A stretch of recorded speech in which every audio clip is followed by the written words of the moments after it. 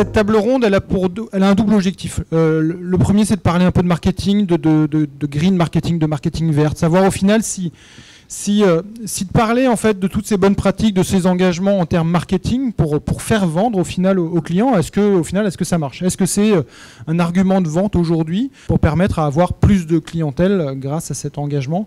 Et après, la deuxième vision de cette table ronde, c'est aussi de venir un peu sur la question de la destination dans son ensemble. On a un peu amené ce sujet sur la première table ronde, c'est d'essayer de voir comment en fait on peut travailler ensemble et tendre demain vers des destinations responsables, des destinations qui ont un engagement, mais à une échelle beaucoup plus grande qu'une simple entreprise. Moi, par connaissance, sur toutes les études que j'ai pu lire, non pas uniquement sur la question du tourisme, mais de manière d'autres business, d'autres secteurs d'activité, le green marketing n'est pas forcément quelque chose qui fonctionne énormément. Ça veut dire qu'il y a très peu de gens, en fait, de consommateurs qui vont intégrer dans les 3 premiers critères d'achat, au final, l'engagement environnemental d'une marque, par exemple, où ça commence à venir, mais ça reste vraiment une très petite niche de clientèle. Et là, je parle de tout secteur d'activité confondu.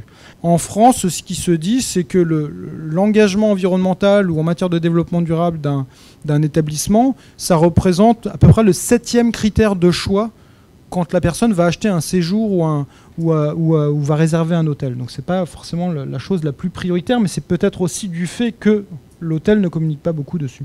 Donc faut-il donc prendre le risque de crier son engagement pour faire venir les clients en assumant complètement en fait cet engagement sur son site internet, sur ses plaquettes, sur sa communication sur les salons, mais sans oublier une chose qui est très importante, c'est que le touriste au final ce qu'il recherche, c'est pas en fait de vivre du développement durable, c'est de vivre une expérience, des émotions et au final ce qu'il recherche par rapport au produit. Ça veut dire s'il cherche un hôtel, c'est qu'il cherche quand même un lieu où dormir, séjourner, vivre une expérience dans cette destination. Et peut-être que le développement durable est un bonus en fait par rapport à cette question-là. Bien sûr qu'il faut communiquer ses engagements, il faut être sincère, je pense que c'est le mot qui est très important, il faut être transparent par rapport à cette vision-là et expliquer ce qui se cache derrière un label. Si on est labellisé Écolabel européen ou Green Globe ou Clé Verte, les gens ne sont pas au courant de ce qu'il y a derrière. Donc il faut être transparent.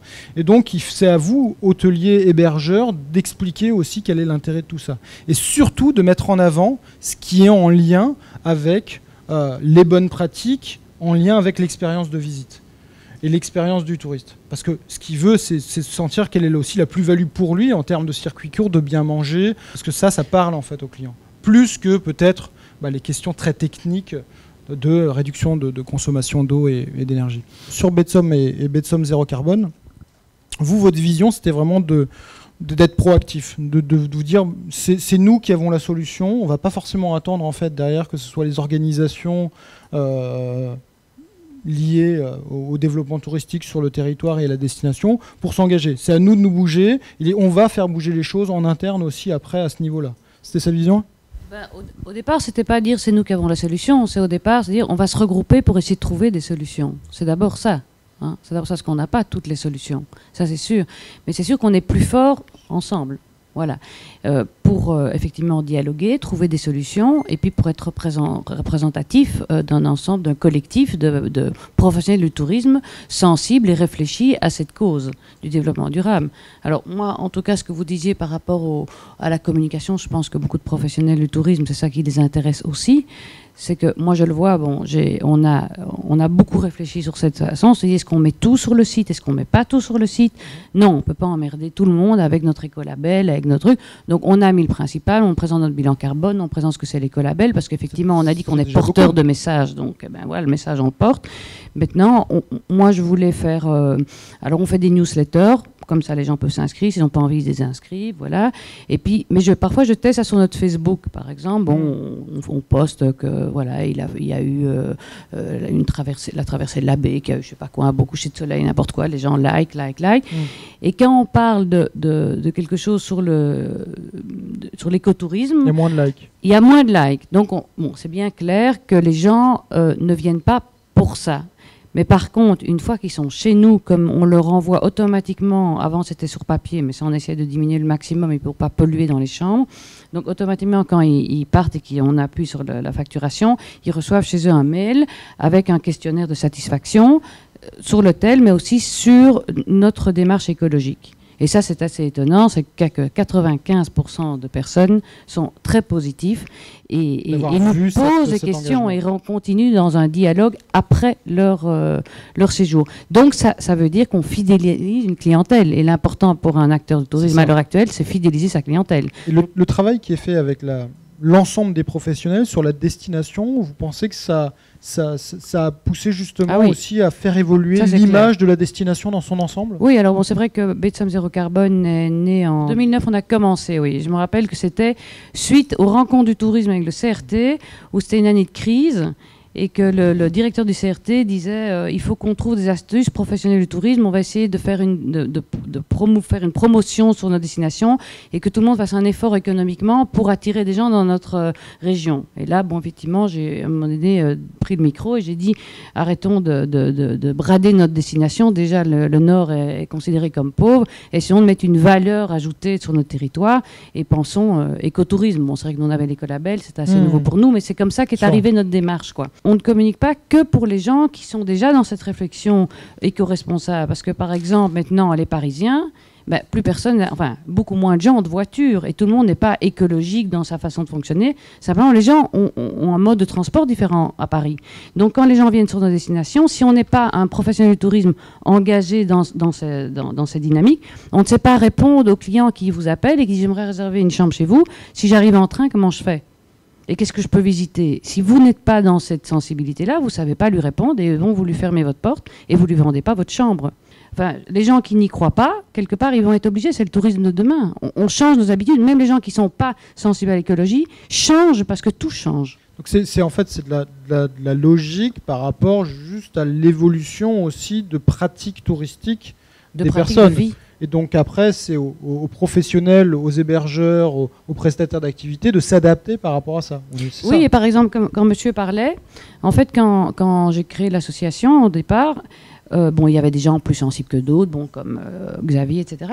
Même s'il n'avait pas encore d'écolabel, il ne faut pas avoir un écolabel pour être sensible ou pour être responsable, certainement pas. Nous, dans notre association, il y avait par exemple des guides nature, il y a des guides nature qui sont là, qui sont par essence effectivement dans le développement durable, mais qui ne savaient pas donner le message éco-responsable, le partage sur l'écotourisme. Ils savent, évidemment, ils savent parler des plantes de la baie, effectivement de l'ensablement, etc. Mais il y a plus à parler. Alors il y a les gens qui viennent visiter, qui viennent voir ce que c'est une oreille de cochon dans la baie avec un guide nature. Voilà, vous pouvez la goûter, vous pouvez aller dans ce restaurant-là, vous pouvez aller dans ce producteur, vous pouvez acheter le poisson-là. C'est une chaîne. Et en fait, on a voulu essayer de tisser comme une toile d'araignée et qu'un touriste, quand il arrive sur notre territoire, il est rebondi comme une balle de ping-pong vers chez l'un et vers chez l'autre et dit mais il y a quelque chose qui vit dans ce territoire. Voilà.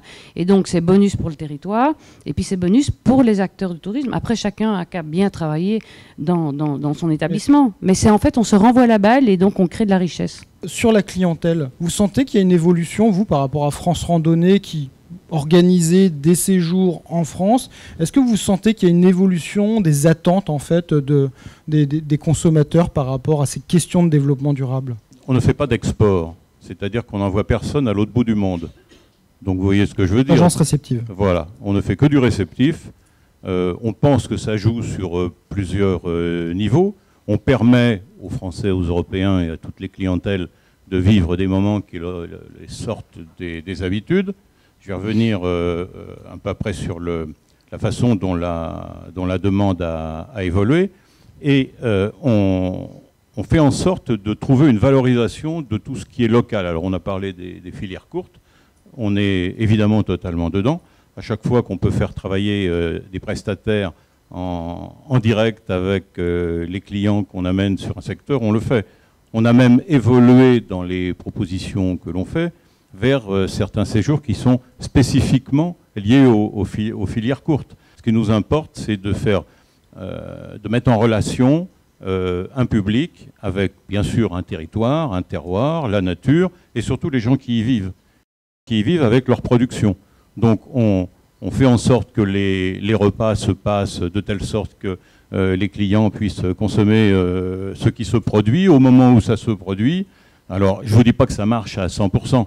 Mais la tendance est que ça marche de mieux en mieux. Jean-Marie Jutz, vous, au niveau du tourisme dans le département du 62, comment vous avez intégré cette question du marketing vert ou du développement durable du tourisme appliqué au marketing? Vous l'avez intégré dans le schéma directeur du tourisme, ou derrière, au départ, c'était plutôt en se disant il faut qu'on développe beaucoup plus de tourisme de nature, et c'est venu dans ce sens-là? Le message qu'il faut, qui me semble-t-il, faire passer de ceux qui travaillent en bureau, comme nous, comme les institutionnels, comme les ADRT, Nord Tourisme, Pas-de-Calais Tourisme, Somme Tourisme, on travaille bien ensemble, on travaille avec Patrick Laden notamment. C'est l'idée que, et l'affichage de destination durable, c'est en effet que les collectivités, il y a la notion de collectivité, les départements, les régions, les comités de communes, les comités d'agglomération, les communes elles-mêmes, comment s'approprient-elles en effet cette notion de développement durable? Je pense que ma vision, c'est que les professionnels, bien sûr, ne doivent pas attendre que les politiques et les élus lancent des grands schémas autour du développement durable du secteur touristique. Mais je pense qu'on a quand même cette vision où il faudrait que les collectivités locales donnent un cap à donner, en disant voilà vers où il faut aller. C'est ce que moi, dernièrement, avec le secrétariat d'État au tourisme, Mathias Feckel, j'essaye de leur faire comprendre qu'en France, on n'a pas de stratégie de développement durable du secteur touristique en France. On n'a rien d'écrit. On n'a aucun cap et aucune vision qui est donnée. Alors qu'on aurait besoin d'avoir cette vision pour pousser après les professionnels et les collectivités dans le pays pour dire voilà la feuille de route, voilà vers où il faut aller. Et après, nous on essaye de rentrer dans cette vision-là. Je reviens de notre congrès à Bordeaux.